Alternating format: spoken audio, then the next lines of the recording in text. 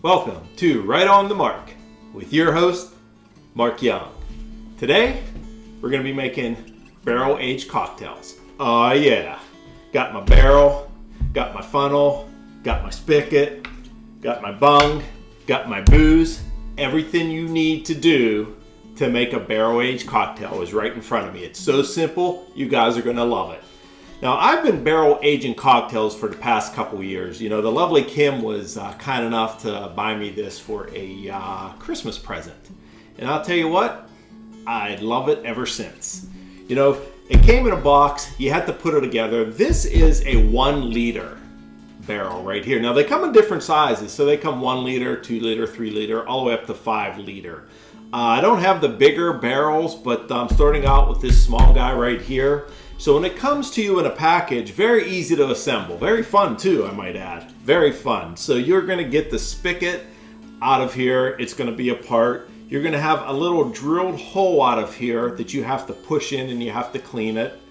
You're going to have a little bung right here to clog it up for you. All the other stuff I bought on the side, you know, a strainer, a funnel, and of course the booze. Now, of course, you could buy any type of booze you want to put in your barrel. So I first started out with a barrel Manhattan. So I put some vermouth in there, I put some cherry juice in there, and I put some Buffalo Trace in there. As a matter of fact, one of my favorite all-time drinks and how this all got started was I was at a place called Berg's in Pittsburgh. It's called Burgers, and the one that I liked the most was the bourbon barrel Manhattan.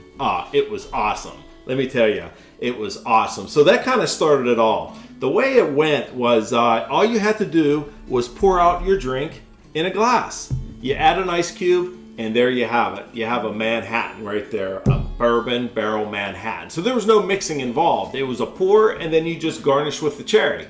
I mean, that was awesome. I love that place. But when you get this in the mail, you're going to take it out of the box. And what's going to happen is you're going to be so excited, you're going to get a little hammer. The hammer is to tap in the little faucet right here. So when this comes in the box, you're going to want to separate everything out. The directions are in it. So the fun part is you could start right away. All you have to do is get a mallet, a wooden mallet, put in the spigot, fill it up with some water in here, swish it around, and then you're going to want to empty it because there's going to be some of the sawdust whenever they drilled the hole in there. There's going to be some flakes of dust in there. There's just going to be some oak stives in there as well. So this bourbon barrel right here is an oak barrel. You can get different variations. One thing you want to remember is you don't want to varnish it.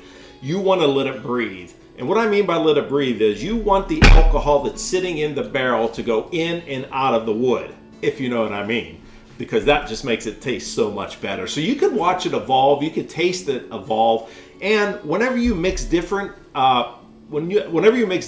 whiskeys, bourbons, scotches, rums, whatever you have in here, it's going to take a characteristic of the last one that you just used. So for instance, the last one I had in here was 10 High. So my 10 High bourbon's I'm gonna come behind it with some Old Crow right here. So Old Crow's gonna take on that taste of that 10 High, and it's gonna make an all different taste, all totally different taste, which you're gonna love. So it's gonna be something that you can't make on your own. You have to let it set. So one of the hardest things to do is to pour your alcohol in here and wait. That's right, wait. That's gonna be tough. And at the end, you could always cap it and put it in a bottle like this, and you can save it for a later date, and then you could start making another batch on your own. One thing I do want to say is some good advice is to start early. You definitely want to start early. So if you're having a party a month or two from now, you're going to want to hurry up and get your ingredients in here so it has time to mature, so it has time to take on the flavor of the barrel. So another important thing with this barrel is you don't want to keep it inside the house. You want to keep it in an area in your house where it fluctuates, such as a basement, such as a crawl space, such as a garage, such as a shed, someplace that the wood's going to breathe and it's going to go in and out and take on that flavor because, I'll tell you what, that good oak style flavor is nothing but the best. Let me tell you. Oh, yeah. Now let's go ahead and get started. So I've been using this for a couple years. So the spigot's already in there. I have the bung already taken out, and all I need is a little funnel to add my booze. So I'm going to go ahead and get started. I went ahead and bought some Old Crow. This is a 1.75 liter. You know, I have a 2 liter barrel here, so this is all going to fit right in here. I'll go ahead and get started, y'all. So let's crack this bad boy open and let's pour it in there. Well, another important thing is you're going to want to make sure the spigot is sideways so it's closed. You don't want it leaking out all over the counter. Oh yeah. So let's go ahead and just pour this Old Crow in here.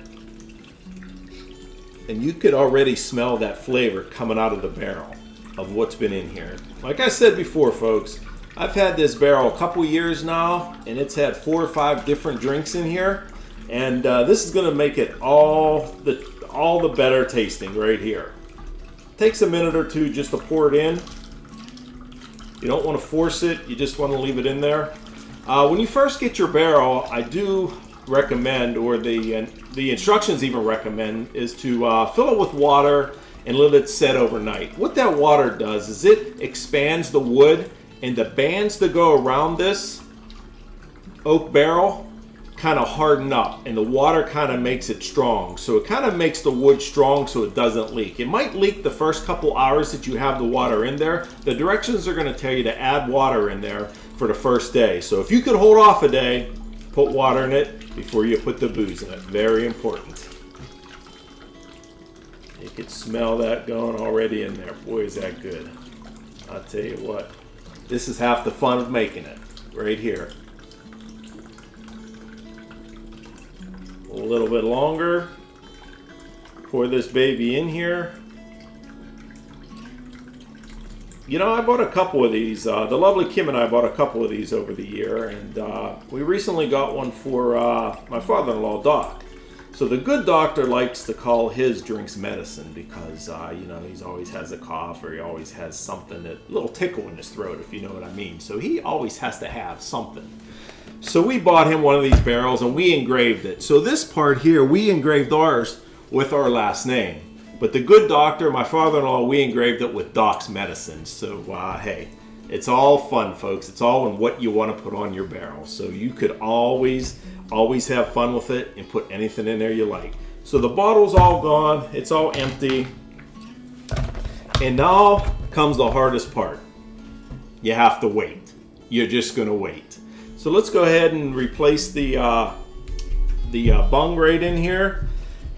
And you're all set. You're all ready to go. So I know what you're thinking. You're thinking, well, what's the bottle, the glass, and the strainer have to do with it? So the first time you get your barrel, you're going to want to strain it out because you might have some stives, some flakes, some of the inside of the barrel, like shavings or wood shavings from when they drilled out the hole. So whenever you pour it, you're just going to want to hold a little strainer and pour it into your glass. Now I recommend tasting it about every week. It's going to take about anywhere from a month to 6 weeks to have this grow to taste the way you want it to be. So I always recommend pour out a couple ounces. If you pour a couple ounces every week and you taste it, you could taste it evolve. You could smell it. You could, you could add it with ice. You could garnish it any way you want. And then after it reached its peak maturity, you're going to want to bottle it for sure.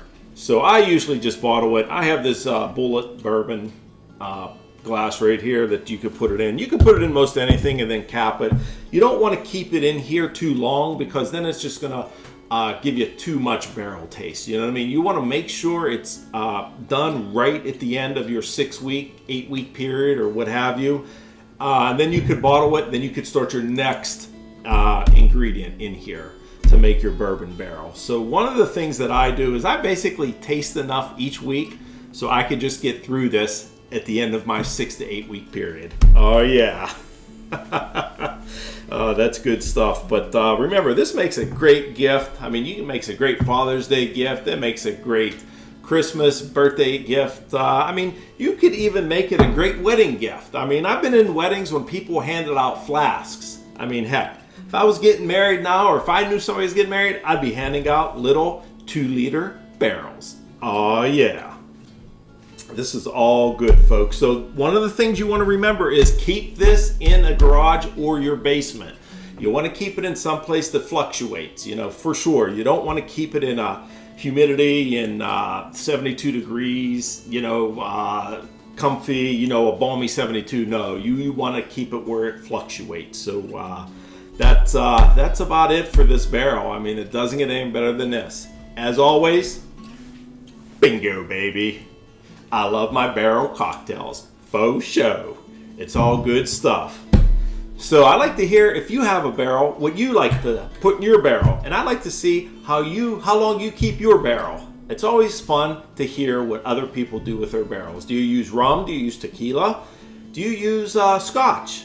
I mean, the good doctor uses scotch. You can put anything in here you want and just taste it. And I'll tell you what, it's worth the wait. Definitely. It's definitely worth the wait. So that about wraps it up for Right on the Mark with your host, Mark Young. See you next time, folks. Don't forget to like, subscribe, and tap the bell. Oh yeah. See you next time.